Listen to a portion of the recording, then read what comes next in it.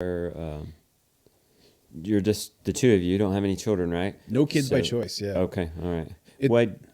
What? Oh, no, I mean, I was gonna say it was actually something we talked a lot about, like when we were dating, right? Yep. Like, do you want kids?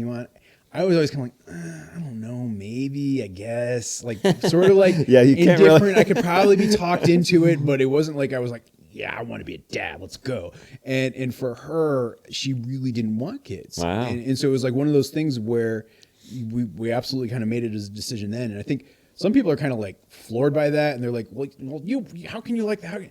You'll change your mind later. And it's like, no, this is like, personal choice, major life decision. And much like we make all of those, this one feels good for us. Yeah. It doesn't mean it's for everybody, but it's for us. No, it's actually refreshing. It threw me off a little bit.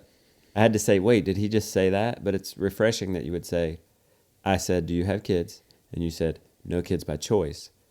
Because then it's just like, well, so many people want to have kids.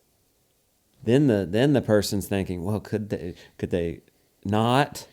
Do I need to feel pity here, or do I need to? What do I do? So you kind of help the.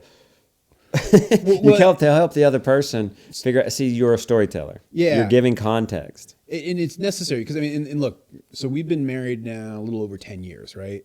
And so, when you first get married, people, don't assume, but they just sort of make an assumption and go, and you're like, no, we're not. And they're like, oh, but you'll change your mind. Now that actually like I'm above 40, I think they're like, oh, well, maybe they are serious about this whole premise. And so maybe it's by the time we're like in our 50s, they're like, they're committed to this. Yeah. Okay, we're no use in trying to talk them into it. Because I actually found that was always the most awkward thing was like when you say, oh, no, we don't have them.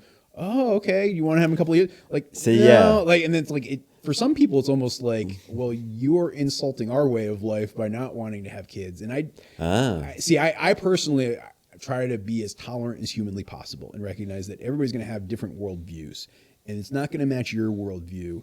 And your job isn't to try to convince other people of their worldview is not the right one, but yours is, but rather you're better off understanding their why and understanding what, and like getting behind how they view the world, because you're going to actually be able to know that person better. Yeah. And be totally cool with not having the same point of view. That I think, I actually think, you want to talk politics now, right? In the broader world, the biggest problem we have is we are further and further losing the ability to disagree and have it be okay.